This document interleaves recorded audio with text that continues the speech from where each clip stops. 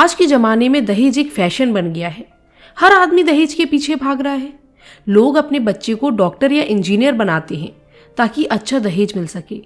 सबसे हैरान करने वाली बात यह है, जो लड़का डॉक्टर या इंजीनियर बन जाता है वो भी दहेज के लिए कभी मना नहीं करता। क्या मेडिकल या इंजीनियरिंग कॉलेज में उसको यही बताया गया कि दहेज लेकर ही शादी करो? हम नए पीढ़ी के लोग ही इस फैशन को बदल सकते हैं। कुछ लोग तो ये भी कहते हैं कि दहेज नहीं मिला, इससे हमारे सम्मान कम हो जाता है। आज की कहानी ऐसी ही समाज की मानसिकता को उजागर करती है। सुनो जी, ये कहते हुए तनुजा की मम्मी ने अंदर से उसके पापा को आवाज दी। पापा आराम से बैठकर कुर्सी पर अखबार के साथ चाय के कप की चुस्की लगाते हुए वापस से जवाब देते हैं। हाँ बोलो, क्या हुआ? तनुजा को कल लड़के वाले देखने आने वाले हैं और आप पैर पर पैर रखकर बैठे हैं। ये कहते हुए तनुजा की मम्मी ने अपने पति को गुस्से की नजरों से देखा। पापा ने मम्मी के गुस्से का तापमान भांपते हुए चुपचाप चाय का कप नीचे रख दिया। तभी पीछे से mister and Mrs Shukla ji की इकलौती लड़की तनुजा घर में आ गई। तनुजा बचपन से ही पढ़ाई में अव्वल थी। इसी साल उसने अपनी बीकॉम कंप्लीट की थी। तनुजा आकर अपना बैग टेबल पर रखती है और पापा के बगल वाली चेयर पर जाकर बैठ जाती है। मम्मी वहीं से आवाज लगाती है, अच्छा सुनो, कल तनु को देखने वाले आएंगे। तुम बाजार से बढ़िया सी साड़ी खरीद लेना और वहीं से थोड़ी सी अच्छी मिठाई भी ले आना याद से। पापा अभी भी अखबार पढ़ रहे होते हैं। अखबार नीचे रखकर बोलते हैं, हाँ ले आऊँगा याद से। तभी बगल में बैठी तनुजा उठकर मम्मी की तरफ मुखातिब होकर बोलती है, मम्मी मैंने आपको कितनी बार बोला है मुझे शादी नहीं करनी है अभी, आप समझती क्यों नहीं हो? क्यों नहीं करनी? अब उम्र हो गई है, अब नहीं करोगी तो क्या बुढ़ापे में करोगी? ये बोलकर मम्मी तनुजा के बगल में आकर बैठ जाती है। तनुजा गुस्से में उठती है और अंदर रूम में जाने लगती है। तनुजा का ये गुस्सा देखकर मम्मी पापा की तरफ मुड़कर उनको बोलती है, देख रहे हो, अगर ये ऐसे ही बिहेव करेगी तो कल को जब शादी करके दूसरे घर जाएगी तो हमारा नाम खराब कर देगी। वो भी बोलेंगी कि देखो शुक्ला जी की लड़की को। पापा बात को शांत करने के लिए मम्मी को समझाते हैं, अरे तुम भी ना, बच्ची है, अभी समझदार हो जाएगी समय के साथ। अगले दिन लड़के वाले तनुजा को देखने आते हैं। भाई साहब, घर ढूंढने में कोई दिक्कत तो नहीं हुई? पापा लड़के के पापा से पूछते हैं। लड़के के पापा उनको जवाब देते हैं, नहीं नहीं भाई साहब, हमें तो कोई दिक्कत नहीं हुई, आपका मकान सही जगह पर बना है, फिर पता पक्का हो तो कौन भटकता है। सही कहा आपने, पापा हंसते हुए जवाब देते हैं। लड़के वाले हॉल में आकर बैठते हैं। तनु के पापा लड़के को मिठाई ऑफर करते हैं, लीजिए मिठाई खाइए, बेटा आप भी लो। तभी लड़के के पापा अपने बेटे का बायोडेटा तनुजा के पापा के सामने देने लगते हैं। भाई साहब, हमारा लड़का इंजीनियर है, दिल्ली में नौकरी करता है, 70,000 महीने की तनख्वाह है। अच्छा बेटा प्रमोद, कौन सी कंपनी में हो? तनुजा के पापा पूछते हैं। जी सॉफ्टवेयर कंपनी है नोएडा की, लड़का मिठाई खाते हुए जवाब देता है।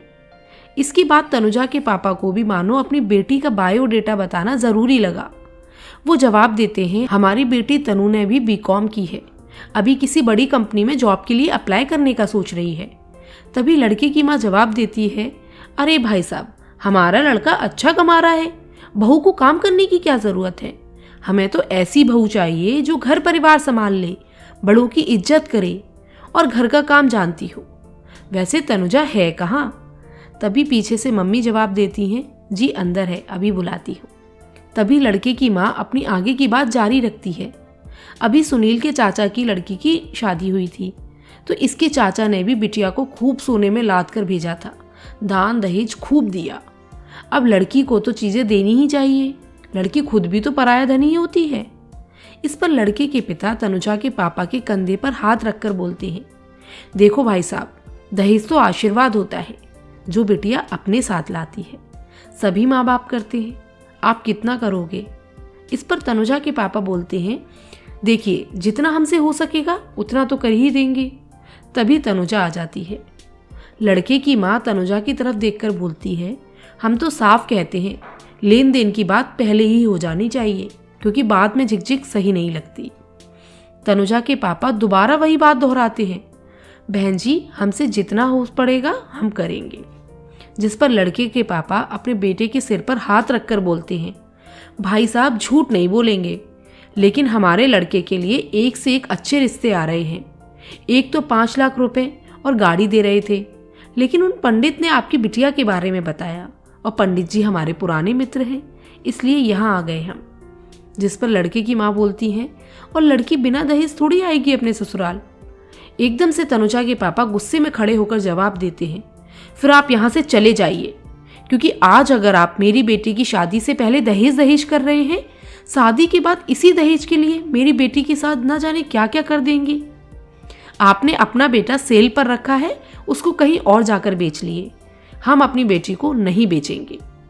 पीछे से तनुजा की मम्मी बात संभालने के लिए आगे बढ़ती हैं, लेकिन तनुजा मम्मी को रोक लेती है। तनुजा वहीं खड़े खड़े अपनी मम्मी से बोलती है, माँ तुम चाहती हो क्या मैं दहेज के नाम पर बलि चढ़ जाऊं?